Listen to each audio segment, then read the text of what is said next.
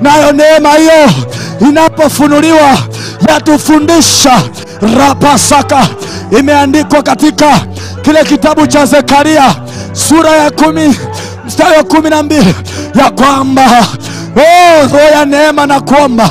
Ile sura ya 12 na ule mstari wa 10 kitabu cha Zekaria imeandikwa ya kwamba huyu Bwana wa mabwana ataachilia roho ya neema na kuomba. Roho ya neema na kuomba. Watoto wa Mungu, tutaomba kuliko mipaka ambayo tulijiwekea. Tutaomba zaidi ya kiwango chetu. Tutaomba zaidi ya jana. Tutaomba zaidi ya zile hatua. Iko neema madhabahuni hapa. Nguvu ya Mungu tayari iko hapa. Wewe mtoto wa Mungu, popote ambapo ulipo, popote ambapo ulipo, fungua kinywa chako mbele za Bwana. Jitahidi kufungua kinywa chako. Jitahidi bado. Endelea kububujika. Mazingira hata kama ya kuruhusu, usikubali kutoka kwenye wingu kama hilo. Acha leo tumwadhimishe Bwana. Tuko tayari Bwana atutumie kama mtaji. Tuko tayari. Roho Bwana tusaidie. Watoto wa Bwana, watoto wa Bwana, watoto wa Bwana. Huyapa Roho Bwana, huyapa Roho Bwana, huyapa Roho Bwana. Ameshuka yeye mwenye kanisa, yeye mwenye kanisa, yeye mwenye kanisa. Ameshuka upya, ameshuka upya, ameshuka upya, ameshuka upya. Mwanzilishi wa huduma zetu, mwanzilishi wa kuimba, mwanzilishi wa kuomba ni Roho Bwana, ni Roho Bwana.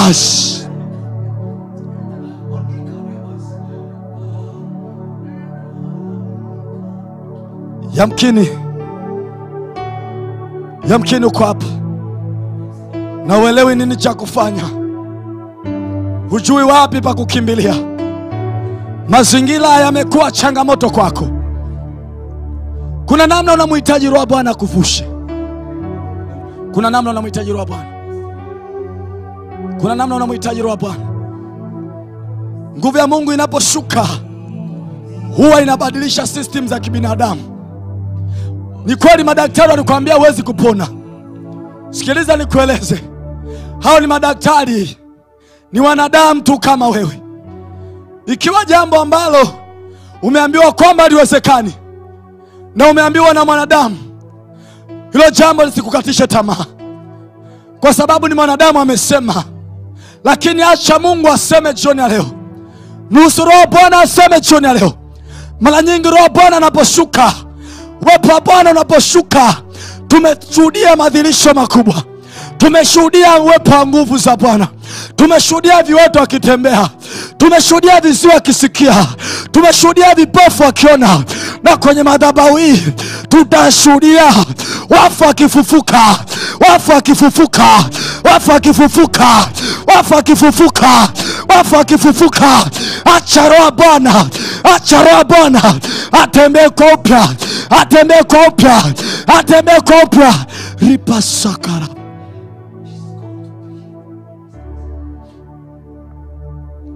Mungu wetu ni mwema. Mungu wetu ni mwema. Mungu wetu ni mwema.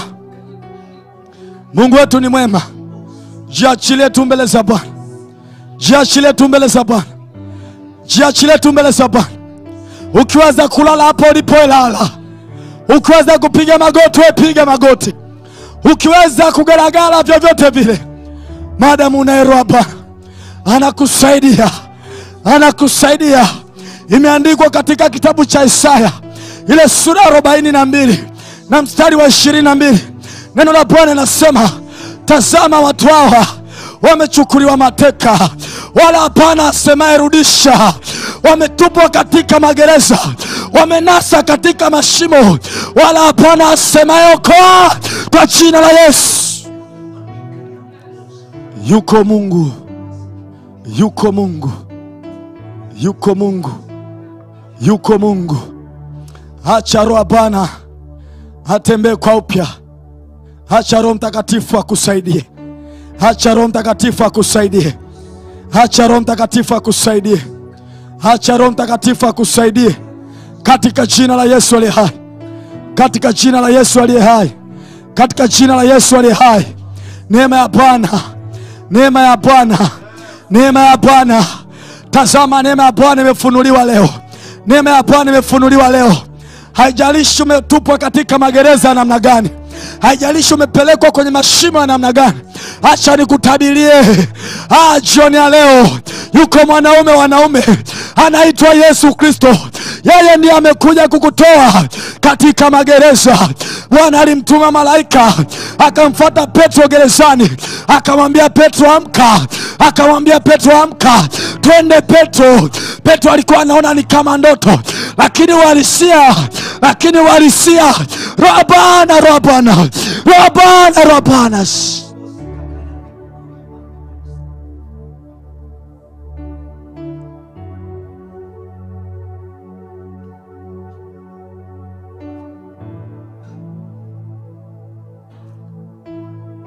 Kuna mazingira ambayo kwako yamekuwa ni changamoto. Haijalishi ni huduma, haijalishi kama ni huduma. Na kuna vitu ambavyo imefika wakati umevizoea, umeona ni vya kawaida. Nguvu ambayo inatembea na inaoperate hapa sio nguvu ya kawaida. Mwache Roho Mtakatifu achukue nafasi yake. Mwache Roho Mtakatifu afanye kazi yake. Biblia inasema wala usimzimishe Roho Mtakatifu, wala usimzimishe. Jiachilie tu. Acha Roho Bwana kutumia wewe kama mtaji kwenye familia yako. Roho Bwana kutumia wewe kama mtaji kwenye ukoo wako. Roho Bwana kutumia wewe kama mtaji kwenye nchi ambayo wewe upo. Karama sakata, karama yantana nama, repo seketere nama, karana mama shaka. Kama si wewe Yesu, kama si huruma zako Yesu, kama si wema wako Yesu. Bwana, nakumbuka neno lako nasema, kama si wewe Yesu uliyesimama pamoja nasi, kama si wewe Bwana, Israeli na aseme sasa, tungekuwa wapi leo? Kama si wewe wako, kama si wema wako, kama si wema wako, kama si wema wako. Na majina yetu nani angeyataja? Nani angetaja majina yetu? Nani angeyataja majina yetu? Nani angeyataja majina yetu walipopelekwa mbele za watu, yakashtakiwa ya kwamba haya majina ni ya watu waliokosea, haya majina ni ya watu waliotenda dhambi, hayo majina. Nani angeyataja kama si huruma zako? Nani angeyataja kama si wema wako? Nani angeyataja kama si wewe Yesu? Nani angeyataja? Ni wema wako Yesu, ni wema wako Yesu. Natamani tuimbe hapa, ni wema wako Yesu na huruma zako Yesu. Paza sauti yako hapo ulipo. Haijalishi, imeandikwa,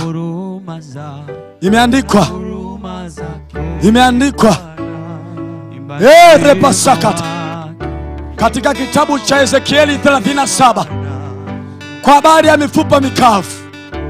Repasakaramas, ni wema wako Yesu. Yes.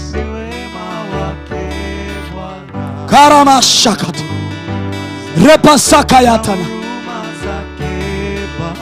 Sikia kunyenyekea, nasikia kunyenyekea mbele za Yesu. Kama si wewe Bwana, kama si wewe Bwana Yesu, repo shakarabas, repa shakarababa. Kama si wewe Yesu tungekuwa wapi sisi? Tungekuwa wapi Bwana? Tungekuwa wapi Bwana? Tungekuwa wapi Bwana? Tungekuwa wapi Bwana? Tungekuwa wapi Bwana? Tungekuwa wapi Yesu?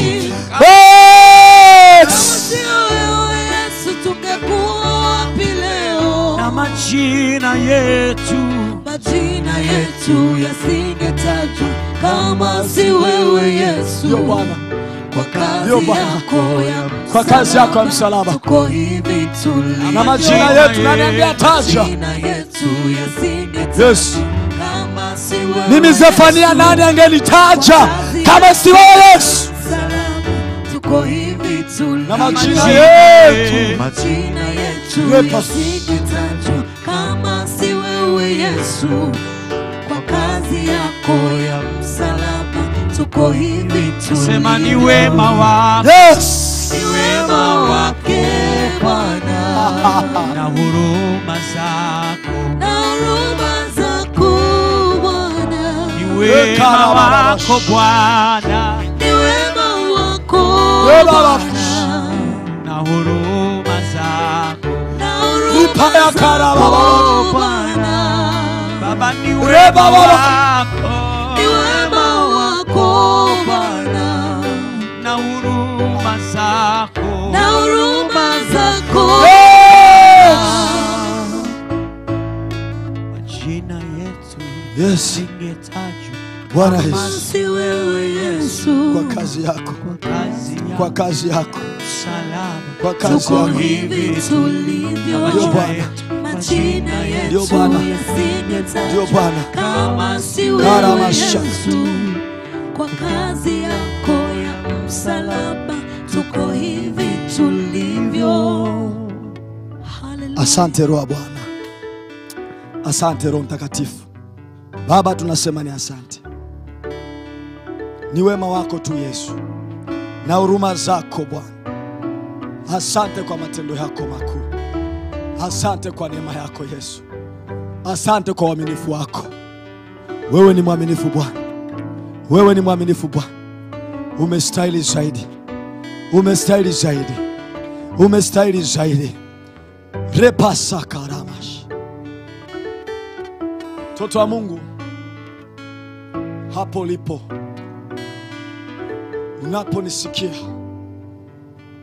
unaponisikia kutoka katika madhabahu hii, sijui uko wapi.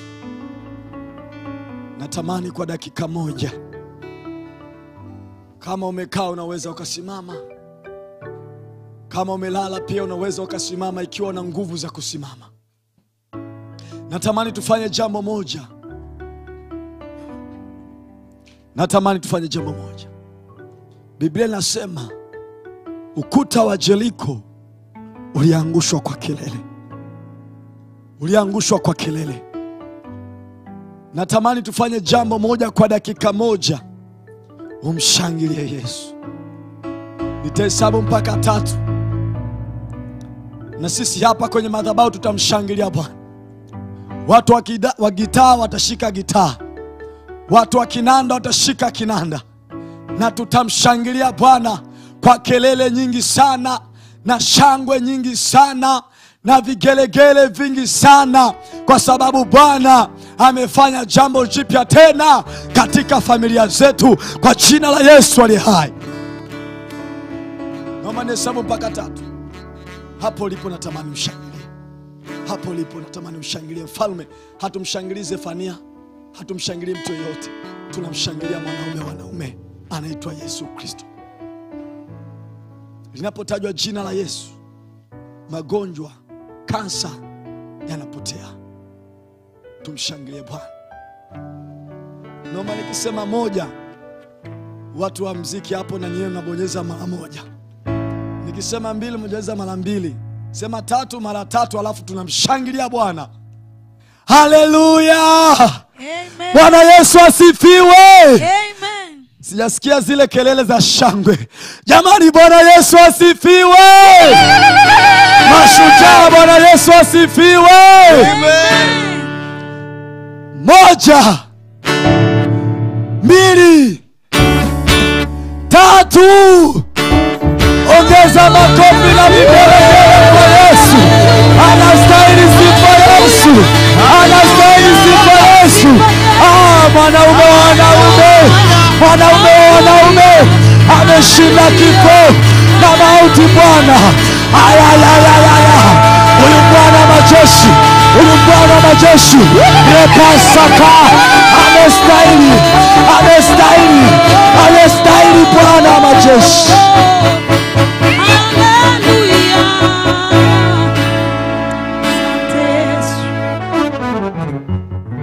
Bwana Yesu asifiwe sana, mtoto wa Mungu. Ninakusalimu katika jina la Yesu Kristo wa Nazareti aliye hai. Naomba tupate dakika chache za kujifunza neno la Mungu, kisha tutarudi tena kwenye maombi. Natamani Roho wa Bwana kwenye ibada ya leo akuhudumie kwa viwango visivyokuwa vya kawaida. Natamani kuona wingu la Roho wa Bwana likiambatana na sisi watoto wa Mungu. Hapo ulipo unaweza ukafungua katika kitabu cha Ezekieli pale. Huyu mtu mkuu, mtu wa Mungu Ezekieli pale. Sura yake ya 37. Na nitaanza kwa uaminifu kabisa, na Roho Mtakatifu atanisaidia. Sura ya 37 kuanzia mstari wa kwanza. Kimsingi ni mistari kama 14, lakini naomba nisome sasa hivi mistari 4. Na baada ya kusoma hiyo mistari 4, wewe ambaye unatufuatilia hapa YouTube, unaweza ukaorodhesha hilo andiko kwenye komenti zako hapo chini, ili kuonesha kwamba unaelewa na tuko pamoja hapa tunapokwenda kwa ajili ya kusoma na kujifunza neno la Mungu jioni ya leo. Tutajifunza kwa habari ya mifupa mikavu. Hii ni story ambayo watu wengi tunaifahamu, na ninamwomba Roho Bwana anipe neema ya kufundisha jioni ya leo. Ninamwomba Roho Bwana katika kitabu cha Ezekieli sura hii ya 37 mstari wa kwanza mpaka mstari wa 4. Nitasoma kama ambavyo imeandikwa kwa mkono wa Bwana. Biblia inasema,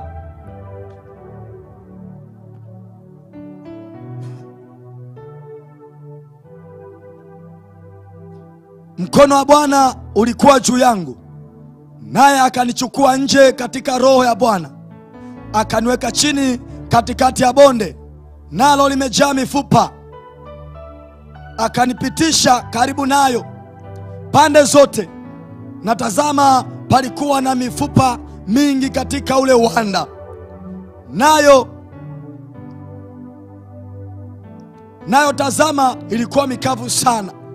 Unaweza ukasoma hilo neno kwamba ilikuwa mikavu sana. Anaendelea anasema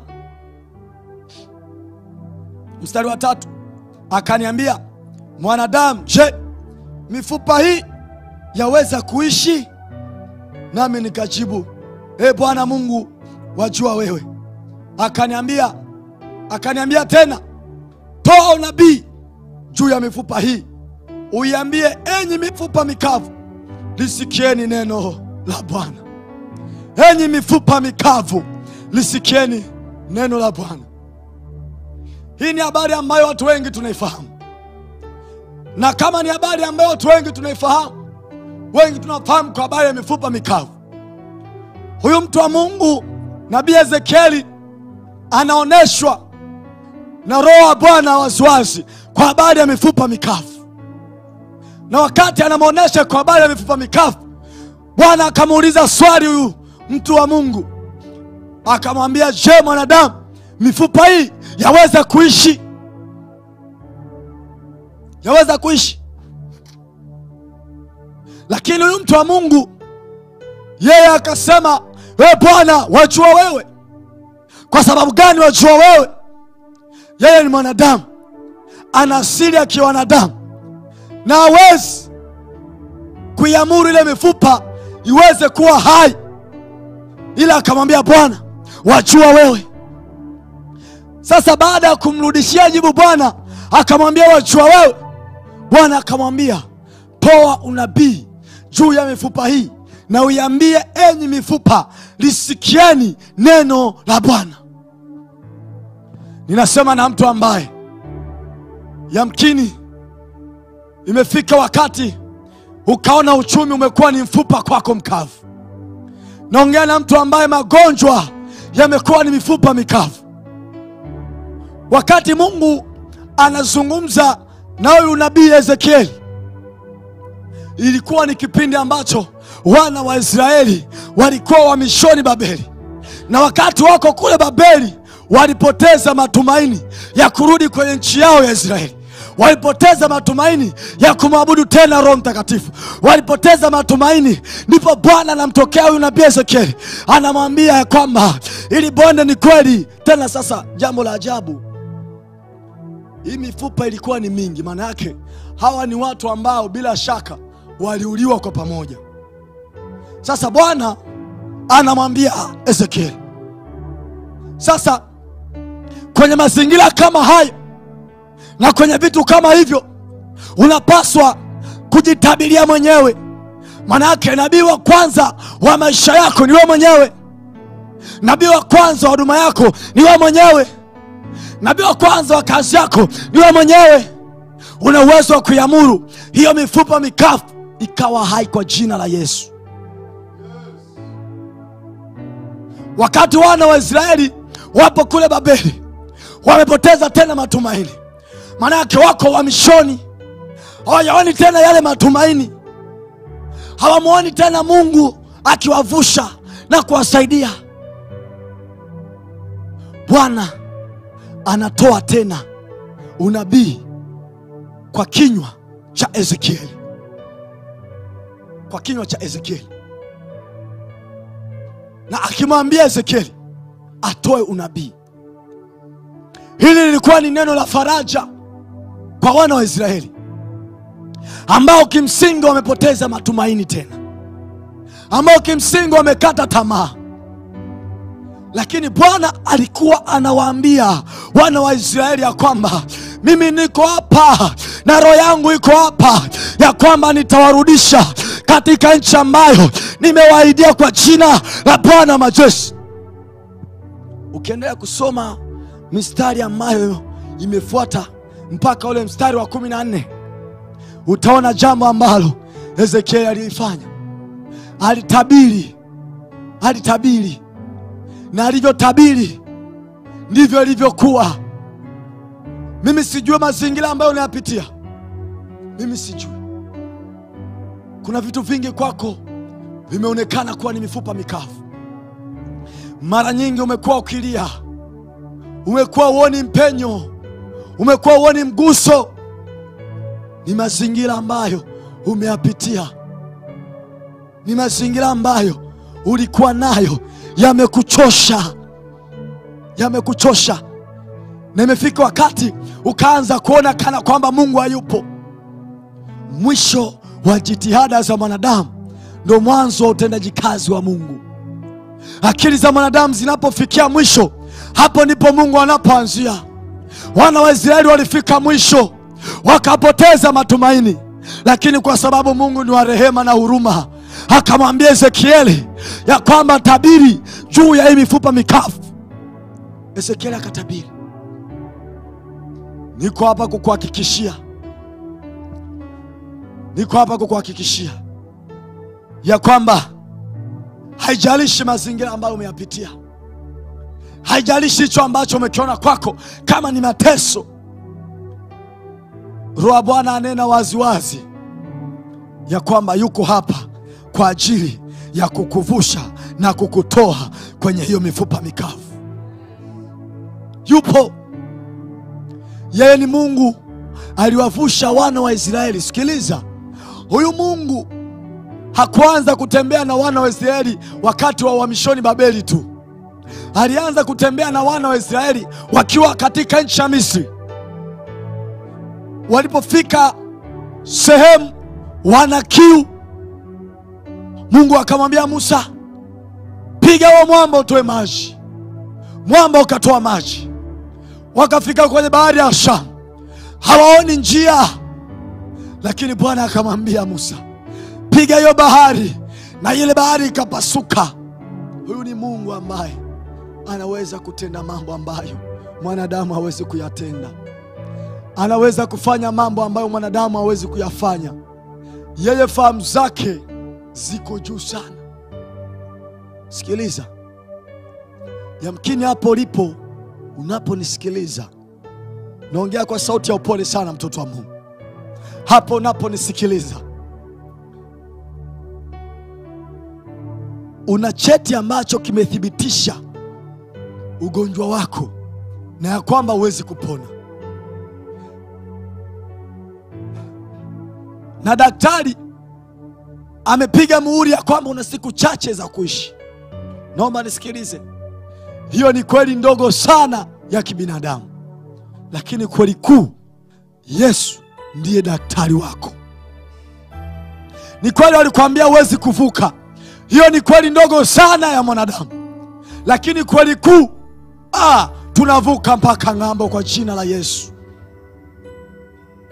Natamani ujitabirie, haijalishi mazingira, haijalishi hapo unapopitia, lakini Roho wa Bwana amenitangazia na kuniambia, ukisoma Isaya, Biblia inasema Roho wa Bwana yu juu yangu, amenitia mafuta niwahubiri wanyenyekevu habari njema, na kutangaza mwaka wa Bwana uliokubalika.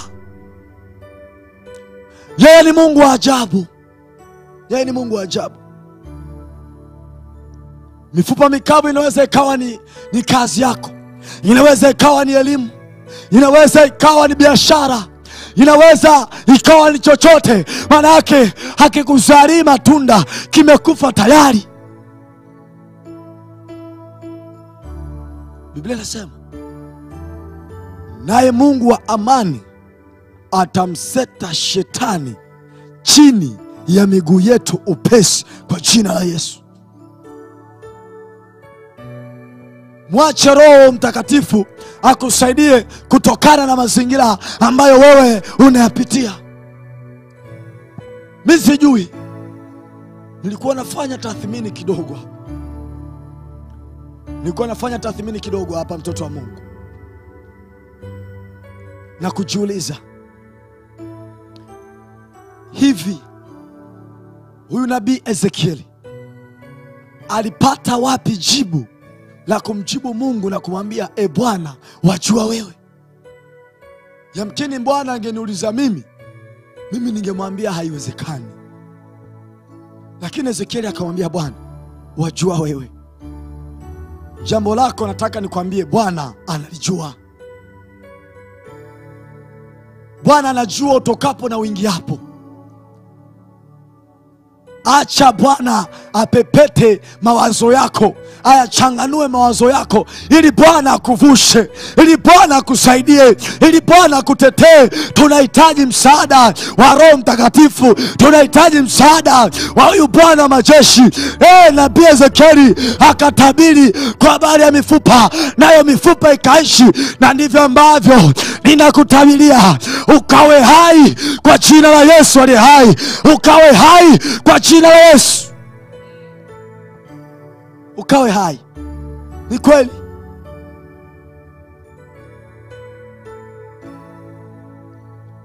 nikawa najiuliza pia, ni kwa nini Mungu alimpeleka Ezekieli? Kwa nini Mungu alimpeleka Ezekieli katika bonde? Katika bonde kuna vitu kadhaa hapa tunaviona. Kianzia ule mstari wa kwanza, mkono wa Bwana ulikuwa juu yangu. Jambo la kwanza ambalo tunaliona hapa, mkono wa Bwana ulikuwa juu ya huyu mtu wa Mungu. Hilo ndio jambo la kwanza ambalo tunaliona. Kuna mambo kadhaa kwenye mistari hii, lakini jambo la kwanza, mkono wa Bwana ulikuwa juu ya Ezekieli. Na ndio maana Ezekieli alipata jibu la kumwambia kwamba, Bwana wajua wewe, wajua wewe. Sasa jambo la pili ambalo nililiona hapa, Bwana akamchukua Ezekieli. Anasema pale, naye akanichukua nje katika roho ya Bwana. Bwana akamchukua nabii Ezekieli. Na ngoja nikwambie maana ya jina Ezekieli. Ezekieli maana yake ni Mungu hutia nguvu. Maana ya jina Ezekieli, Mungu hutia nguvu. Manake nilikuwa nawaza na kutafakari, kwa nini Mungu hakumtumia nabii Isaya kwenye mifupa hii mikavu? Na kwa wakati wa nabii Isaya nikajua na nikagundua ya kwamba Mungu hutia nguvu, na ndio maana alizungumza na nabii Ezekieli. Lakini jambo lingine ambalo niliona hapa, mtoto wa Mungu, Bwana akamuonesha bonde, na hilo bonde limejaa mifupa mikavu. Biblia inasema tena sana. Maana yake ilikuwa ni mifupa imekauka kwa kiwango ambacho yani hata ukivunja inavunja, maana kama kuni ambayo iko tayari kwa ajili ya kuchoma kwenye moto. Imekauka. Lakini Bwana alimwambia, toa unabii juu ya mifupa hii. Na ukishuka chini, naomba nisome ule mstari wa 10 hapa. Naomba nikusomee mstari wa 10. Huyu nabii anasema, basi nikatabiri kama alivyoniamuru, pumzi ikawaingia, wakaishi, wakasimama kwa miguu yao, jeshi kubwa mno. Nataka nikueleze ya kwamba nyuma yako na jeshi kubwa ambalo liko nyuma yako, na Roho wa Bwana anasimama na wewe, na Roho wa Bwana anakutetea, na Roho wa Bwana anakuvusha, na Roho wa Bwana anakutetea kwa jina la Yesu aliye hai. Ezekiel anasema likainuka jeshi kubwa mno, akatabiri sawa sawa na neno la Bwana. Sikiliza, jifunze sana, jifunze kuyafuata na kuyatii maelekezo na maagizo ya Mungu, hata kama upo katika mazingira ambayo unaona kabisa haiwezekani. Hata kama upo katika mazingira ambayo umeyakatia tamaa, Mungu anaweza. Yesu anaweza. Unaweza ukasema, Baba, sema neno moja tu, historia ya maisha yangu itabadilika. Historia ya maisha yako itabadilika. Hakuna mtu ambaye alikutana na Mungu alafu akabaki kama alivyokuwa.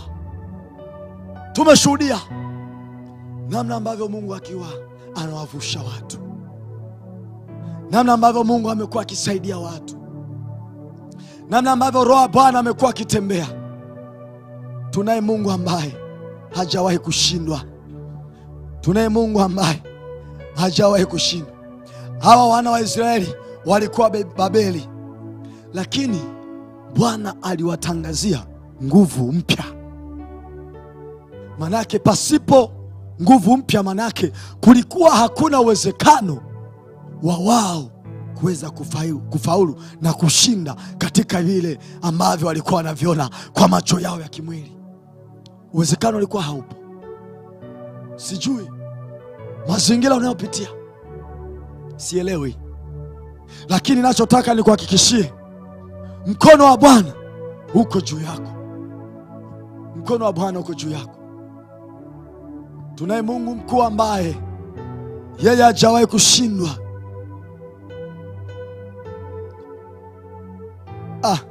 Biblia inanifanya nitafakari jambo moja hapa. Roho wa Bwana ananipeleka kwenye kitabu cha Yeremia hapa. Sikiliza nikueleze jambo moja hapa.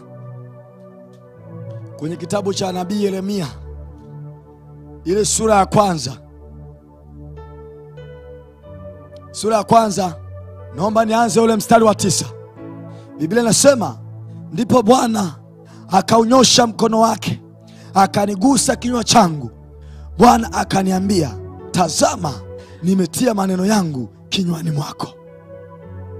Maana yake, unapotabiri ndani ya kinywa chako una maneno ambayo yametoka kwa Mungu, yenye uwezo wa kubadilisha historia ya kibinadamu. Bwana ametia maneno kwenye kinywa chako. Maana yake kila utakachozungumza ni kitu ambacho amezungumza Mungu. Anaendelea anasema hivi, mstari wa 10, angalia nimekuweka leo juu ya mataifa na juu ya falme, ili kuung'oa na kubomoa na kuharibu na kuangamiza, ili kujenga na kupanda.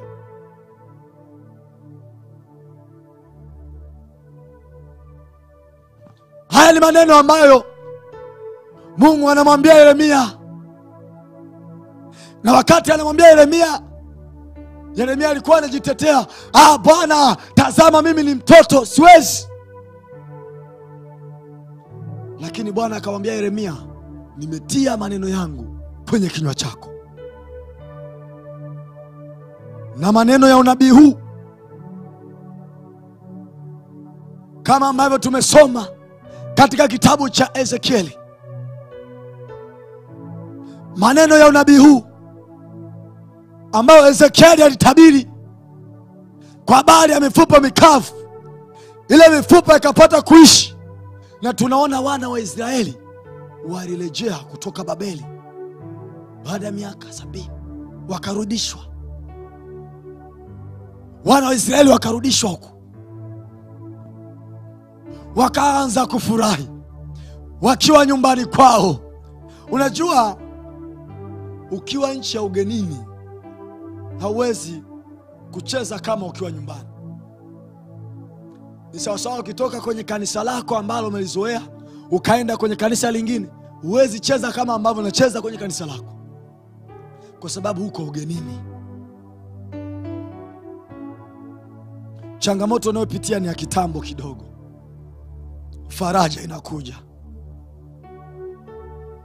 Biblia inasema, unani ewe mlima mbele ya Zerubabeli? Unani ewe mlima mbele ya Zerubabeli? Na mimi nataka nikwambie, unani wewe ugonjwa mbele ya mwanaume Yesu? Unani wewe mbele ya mwanaume Yesu? Hajalishi hicho ambacho unapitia, hayo ambayo unayaona, hayo ambayo yamekutesa, lakini nataka nikwambie, kila chenye mwanzo kina mwisho wake. Hakuna jambo ambalo halina mwisho wake. Bwana akiahidi, yeye ameahidi. Alisema atatenda, ni atatenda tu.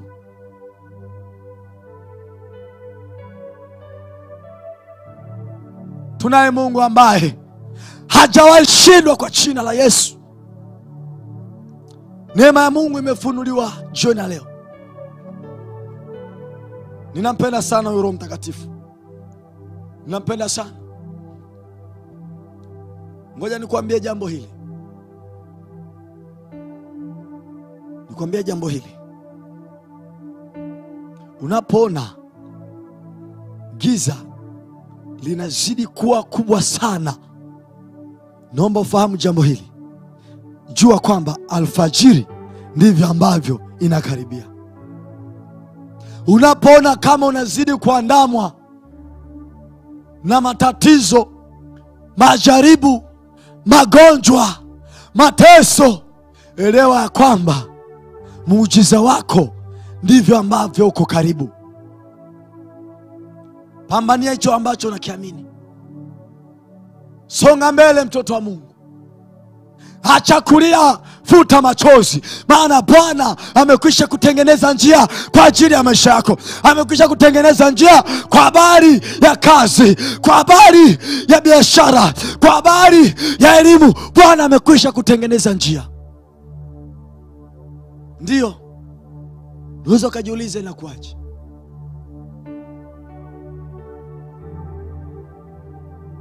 Natamani kwa dakika hizi nimkaribishe mtumishi wa Mungu Dickson. Mtoto wa Mungu, iko neema ambayo Bwana anaiachilia kwenye maisha yako. Mimi nipungue